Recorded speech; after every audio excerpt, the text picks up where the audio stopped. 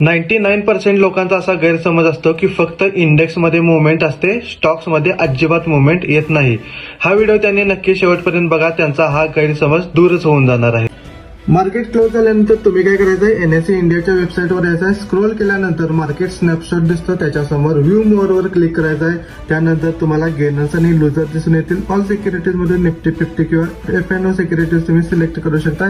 Percentage change adjust करून घ्या. त्यानंतर पहिले 5 ते 10 स्टॉक तुम्हाला असे दिसतील, ज्यामध्ये 2% पेक्षा जास्तची मुवमेंट आलेली आहे. 5%, 7%, 4%. यामध्ये स्टॉकचे काय करायचं, तुम्ही चार्ट ओपन करून बघायचा. आपण पहिला स्टॉक घेतलेला आहे मनप्पुरम. यामध्ये बघा कशा पद्धतीनं वन साइड अपसाइड मोमेंटम आलेली दिसून येतात, रॅली आलेली दिसून येतात. त्यानंतर बघा IIFL आहे, ह्यामध्ये सुद्धा कशा पद्धतीनं अपसाइड मोमेंटम आलेले आहे.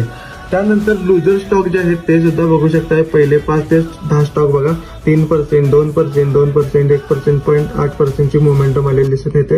याचे स्टॉकचे चार्ट सुद्धा तुम्ही काय करा, चेक करून बघा. पहिला स्टॉक आपण बघितलेला HFCL, यामध्ये सुद्धा बघा कशा पद्धतीनं डाऊनसाइड मोमेंटम आलेले दिसून येतात. दुसरा स्टॉक आहे कोफोर्स, यामध्ये सुद्धा डाऊनसाइड मोमेंटम चांगल्या आलेल्या दिसून येतात. ह्यामधील टॉप गेनर्स आणि लुजर्स रोज काय सेम नसणार आहेत, पण तुम्हाला समजून जाईल ऍक्च्युअली स्टॉक मध्ये सुद्धा मोमेंटम येतं.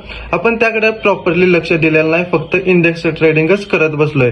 नक्की ही मेथड वापरून बघा, करून बघा आणि कमेंट सेक्शन मध्ये सुद्धा सांगा.